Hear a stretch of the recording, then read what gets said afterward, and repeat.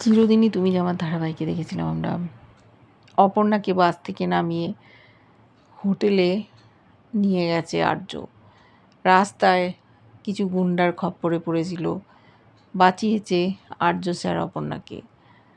সেই হোটেলে গিয়ে অপর্ণা বলেছে, আপনি যদি আপনার মনের কথাটা বলে দিতেন তাহলে এইসব দিন দেখতে হতো না, কিন্তু আর্য বলতে চায়নি। ওখানে ওষুধ খাইয়ে দিয়েছে আর্যকে। টেনশান হলে শরীর খারাপ করে।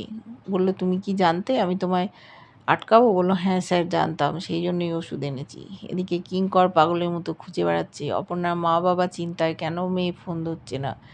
কিঙ্কর ওদের বাড়িতে উপস্থিত হয়েছিল। আরও ওরা ভয় পেয়ে গেছে। আর্য স্যারকে ফোন করেছে, তার ফোনও লাগছে না।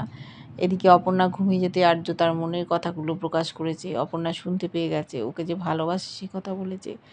বলতে পারে না, অপর্ণা ছোট, কি করে বলবে। আর আর্যর যে হাতের ফাঁক দিয়ে সব চলে যাচ্ছে, অতীতের কথা বললে অপর্ণা কি মনে করবে। শেষ পর্যন্ত সকাল হয়েছে। সকাল হতে ওরা হোটেল থেকে বেরোতেই দেখে কিঙ্কর গাড়ি নিয়ে দাঁড়িয়ে আছে। এসেছিল মীরা, এদের দেখে চলে গেছে। দুজনকে দুটো গাড়িতে করে আলাদাভাবে নিয়ে যাচ্ছে।